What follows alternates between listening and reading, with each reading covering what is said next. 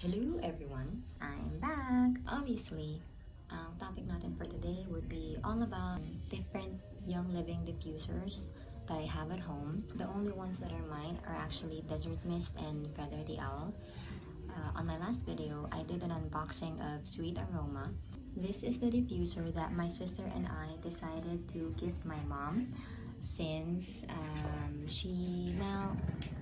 Excuse me naman sa pag-growl ng isa sa mga fur babies ko. Naglalaro kasi sila. Hello!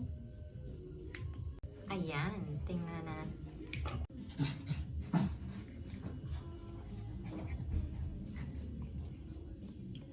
Ang daming patalastas. Going back, here's what they look like. The first one is Desert Mist. Sa gitna, Feather the Owl, obviously. And last but not the least, Sweet Aroma. Sa huli.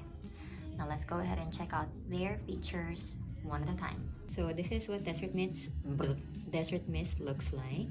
It has that whole Moroccan vibe. And this is how you would use it. Take this off. Ta-da! And then it has an inner container here. You pop that out.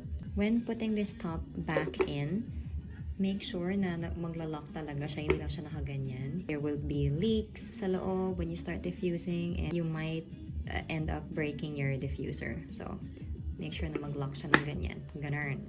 Like that. Okay? So, tingnan naman natin yung loob. This is what it would look like sa loob. This is the maximum water line. Okay? And inside, you'd see yung metal plates. While we're here, let's also discuss na rin how you would clean your diffusers. It's ideal for you to clean this. I think once a week should be fine. And if ever you would see an accumulation of oil sa gitna, yung sa may metal plates, we are advised to just use a Q-tip or yung cotton buds and dip it in rubbing alcohol.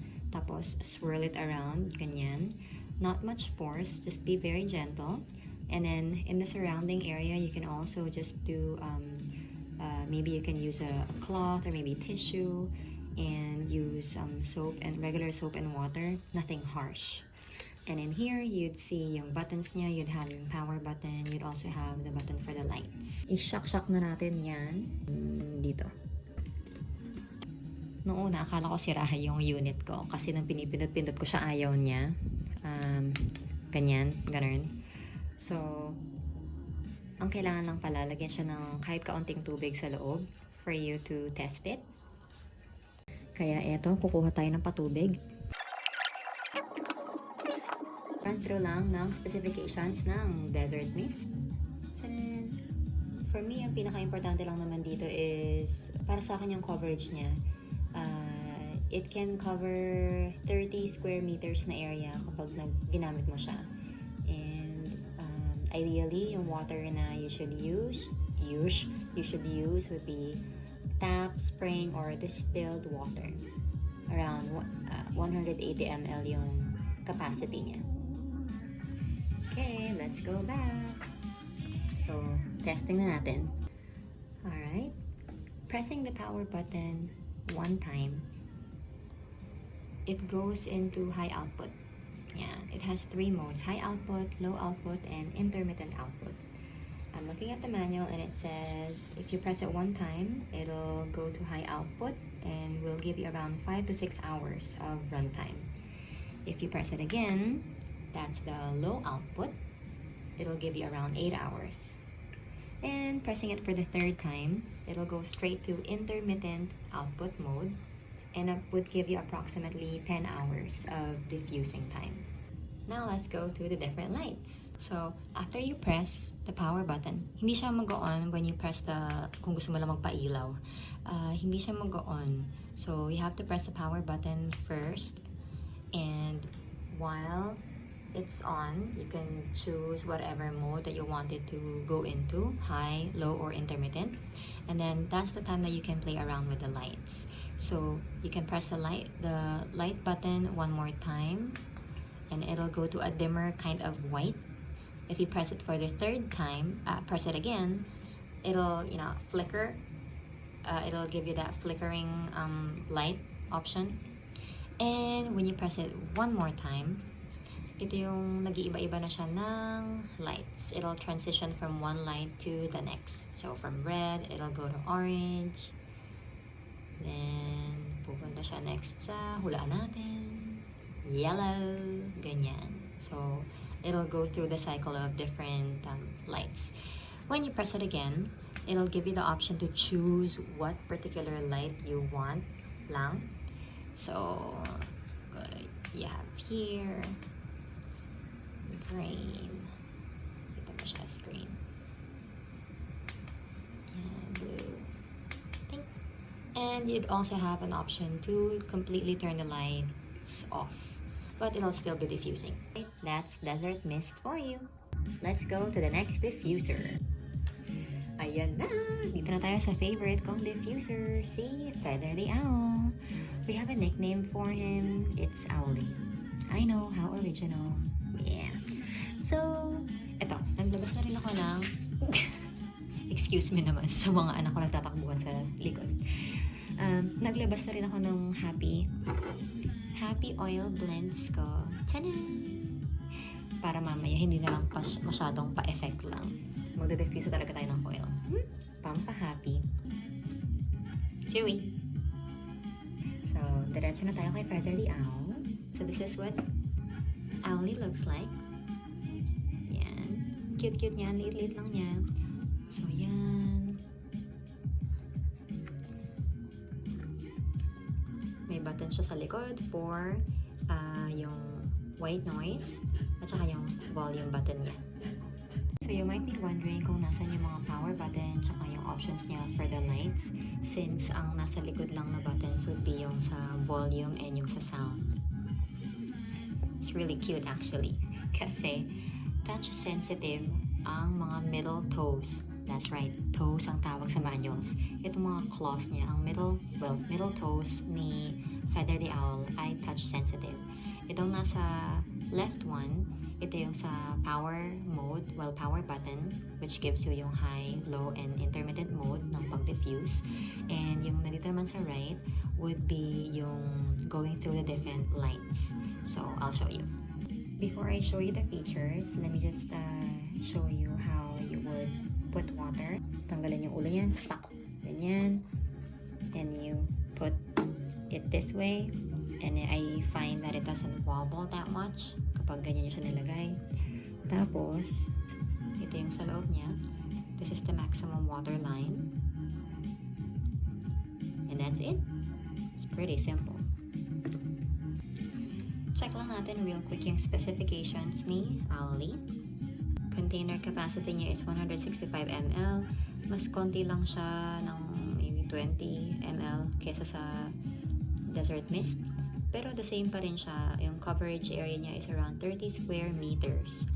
And same thing, the type of water that you can use to diffuse would be tap, spring, or distilled. When it comes to diffusing time, it seems like halos pares din lang naman sila ni Desert Mist. High output would give you 5 to 6 hours, low around 8 hours, and intermittent around 10 hours. Okay, let's test it out.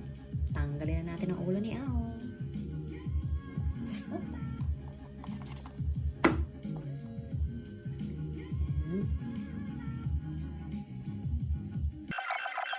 Kasi mag-add na ako ng oils. Tapos, ang happy blend would be 2 drops each, lemon, lavender, and peppermint. Quick trivia, when you're pouring your oils, did you know na hindi siya dito sa gitnang part lumalabas yung oils?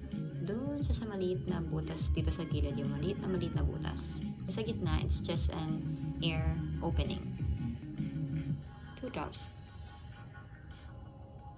1, 2. May panginig pa.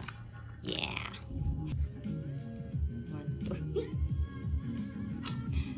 May lakad si Lemon, nagmamadali.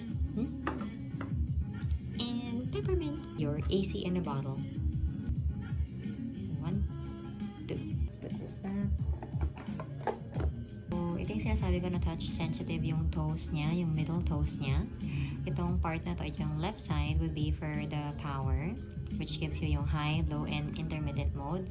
And then yung middle tone niya dito sa right side would let you go through the different lights. So let's test it.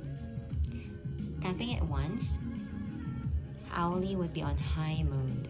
Yan, galit na galit yung usok niya. And then tap it again, it'll be on low mode. And tap it one more time, it'll be on intermittent mode. So naka 1 minute on siya and then 1 minute off. Tapping it one more time, it'll turn the diffusing off. Pero andyan pa rin yung lights niya. In order for you to turn that off, I think, hindi ko alam kung meron pa ibang way, pero the only way that I was to find so far would be going through yung light cycles up until it eventually turns off. After the pink light, it's off. Oras na upang magpakita nila si Owly. So, halimbawa, punta tayo sa low mode. Yan. Pressing the middle toe, left middle toe twice. Yan. So, it's on low mode na. And automatically, it will go to yung white light. And if you would tap the right toe, yan, once, it'll go dimmer, kind of white.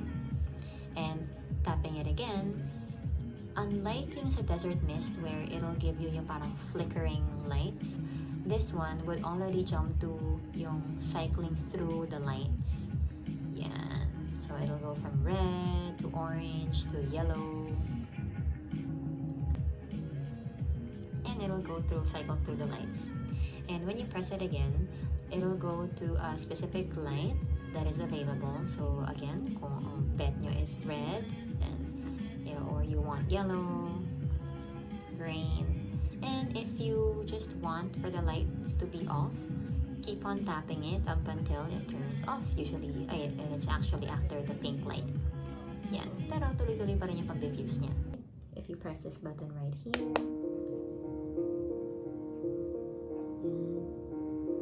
parang musical sound, and you'd have an option to, it'll default to the lowest volume.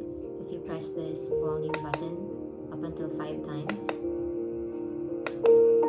yung pinakamalakas niya.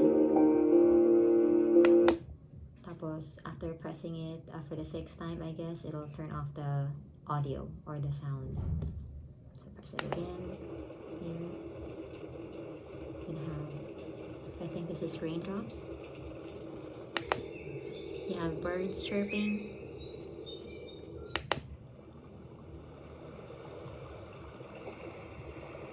You have beach waves. Ito, hindi ko alam kung ano to. Nag-isip ako rin siya. So, yan. If ever you just want to turn the music off, you can hold this volume button for around 3 seconds. And it'll turn it off. This is actually my mom's diffuser. I don't think she'd mind naman if I test it. So, yeah. You have sweet aroma. Ganda. Very neat tingnan. And then at the back, you have 2 buttons. You have the button for the light and also the power button. Quickly, tingnan lang natin ang specifications for Sweet Aroma. Same yung types of water na dapat gamitin sa kanya, tap spring or distilled. Ito, pinakamaliit sa tatlo. Capacity lang niya is 134 ml. Pero it can still cover around 30 square meters ng area. And I guess the main difference is yung diffusion mode niya. You only have high and low, I think. And maximum diffusion time would be around 8 hours. So, 4 to 8 hours. Saksakan ay nasa ilalim din. Yan is what it looks like. Taking off the cap. Very direct to the point. Plain and simple. Yan. Yan din yung ang maximum water level niya. Hanggang dyan lang. Ayan, ito na po ating tubig. Yan. And then let's put this back on. Simple naman siya. Pressing the power button once, it'll go to high. Dito para makita yung usok. Now it's on high mode. And then another mode is yung high intermittent. Yan.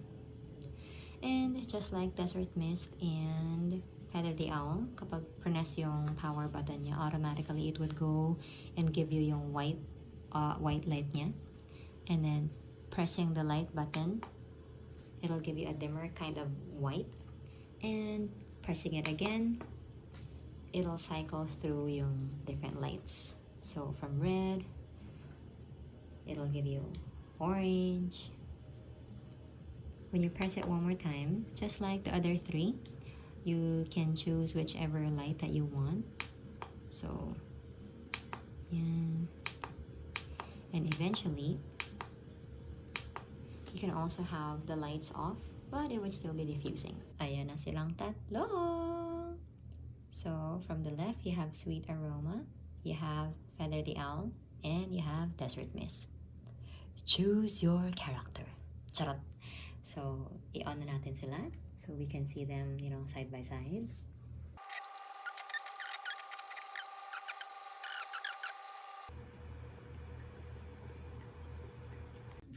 There you go. I hope that nakatulong yung mga feature natin na comparison between the three diffusers. You have, again, Desert Mist, Feather the Owl, and yung Sweet Aroma. So, just a quick summary of kung ano yung similarities nila.